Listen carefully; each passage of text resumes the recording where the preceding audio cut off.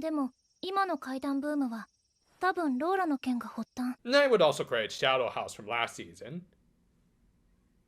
Was that show any good? I wasn't able to see it. Feel free to let me know in the comments.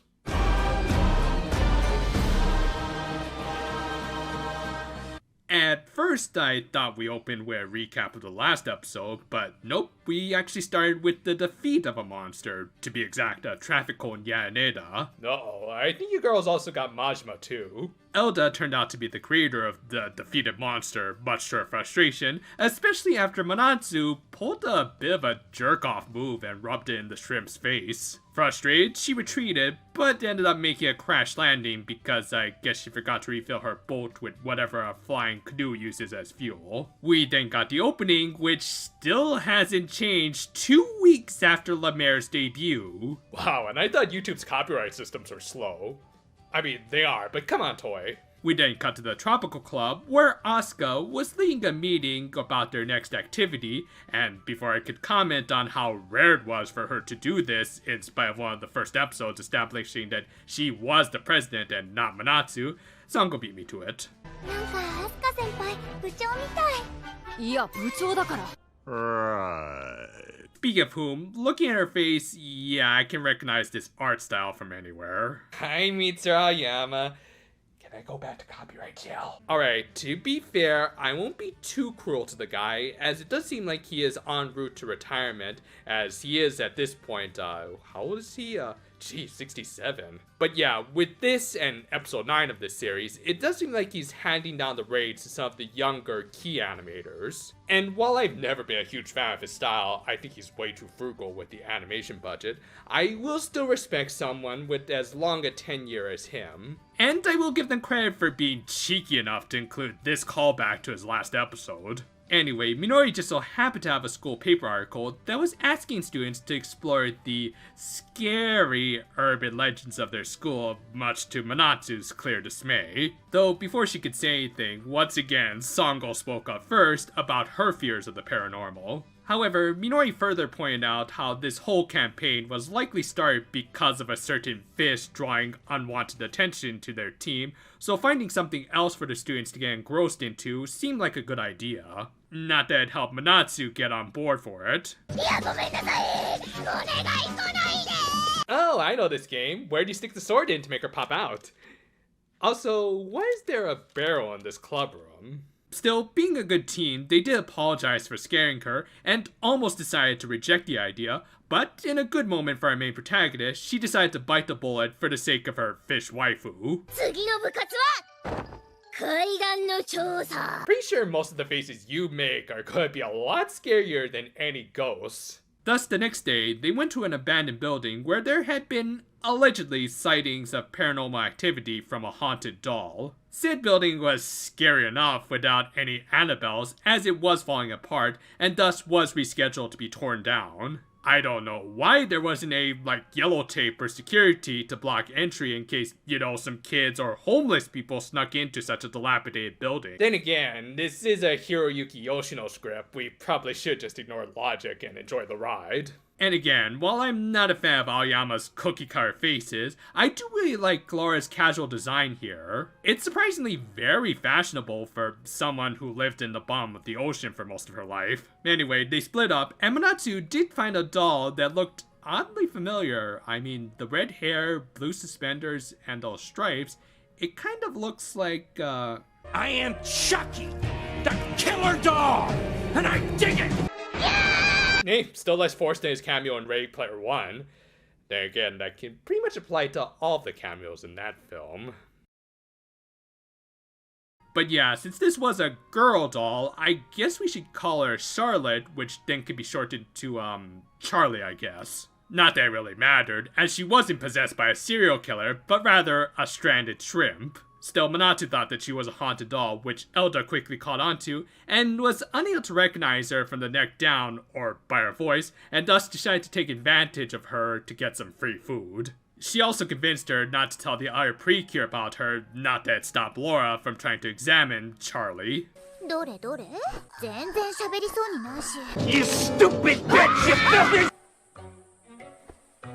With that, Manatsu kept her promise and brought her little killer doll friend food every day, much of it just so happening to be some product placement. And eventually, as they grew closer thanks to their company's product, our main lead wanted to learn more about Charlie's backstory. Hilariously enough, Elda gave her one of the most bog-standard backstories for a haunted item, which Manatsu bought hook, line, and sinker. この屋敷にいた子でいつも遊んでたのずっと一緒って約束したんだから Yeah, sorry to tell you, but I doubt Andy is coming back for you anytime soon. Still, this was a nice scene where Manatsu was able to really show off her sincerity for the doll, and even promised to bring her more food, forgetting that the building was scheduled for demolition. Thus, she decided to campaign against it, but a more immediate threat soon arrived with the other generals looking for Elda. At the same time, the Precure were looking for their leader, resulting in a clash between the two sides. Also, for whatever reason, there was no music during this sequence.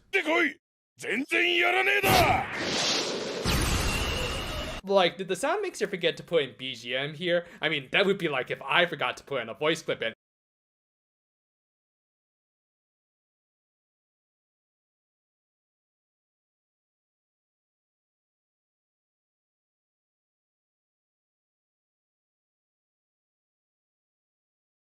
And that was such a fun trip to Iowa. With their fight damaging the already unstable building, Manatsu decided to join in, resulting in her little doll friend finally realizing whom she had been talking to for the past few days. Pretty sure there were several other moments where she could have seen Manatsu's face. But yeah, obviously this is meant to be the start of a face turn for Elda, which I will admit I'm a little lukewarm on. I don't know, maybe I'm just not feeling it because of everything that's gone on in this past week, but at the same time, this does feel almost too obvious of a face turn. Like, of course, the cute antagonist, voiced by a popular VA, is going to be at least the first to turn again. I don't know, it just feels a little played out is all I'm saying. That said, I do like what it results for Manatsu. While the fight this week, by a technical standard, was nothing special, especially considering who the animation director was, there was some good emotion here, as Manatsu earnestly tried to protect the building, again showing her sincerity and determination to fulfill the task she had promised to do for her little doll friend. On that note, Elda just so happened to start whining, which distracted the villains long enough for Manatsu to push back and free her friends. From there, Laura somehow delivered the finishing blow, not kidding, they just cut to this after she was sent flying. And later, Manatsu went to check on Charlie, only to discover an empty table. With that, the episode ended with Charlie finding a new home at the bottom of the ocean. I'm pretty sure that thing she disintegrated in salt water. Now this was actually a good Hiroyuki Yoshino written episode, as while his last outing wasn't terrible by any means, it also did feel like a bit of a bog standard Precure episode, and not something from the guy who wrote Code Geass. And yeah, while this episode did have some of the usual tropes for a Precure episode, including some obvious face turning for an antagonist, it also had some great humor and some great character moments for Manatsu. Combine that with references to one of my favorite horror movie franchises ever, and you get my slasher film seal of approval. Wait.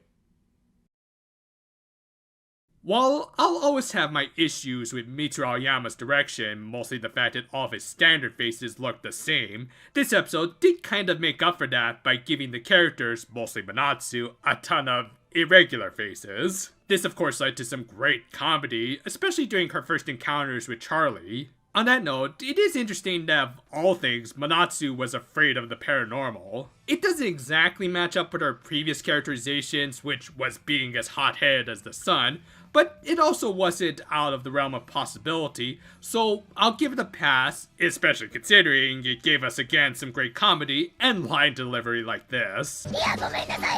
Moreover, it did serve to remind us that she is the leader of this team who will do whatever she can to support her friends, be it a mermaid or a doll. On a side note, the Japanese words for mermaid and doll are pretty much homonyms, meaning Manatsu protected two kinds of ningyo. Probably just a coincidence, but still a fun little detail. In fact, this whole episode was a lot of fun thanks to Hiroyuki Yoshino loosening up after his first outing and just going full ham with this whole scenario. As a result, not only were there a lot of laughs to be had, but also a lot of good character moments from Manatsu, as I already mentioned, as well as some nice subtle bits from Minori, who showed a bit of a snarkier side, which looks like it'll be continued in the next episode. And of course, Elda got her moment, and while I do still think this face-turn scenario is a little played out, I am willing to see how it progresses. So overall, a very fun and enjoyable episode that, at the very least, was better than some of the later Child's Play sequels, though Curse and Cult weren't bad. As I'm recording this, my main channel is still in copyright limbo because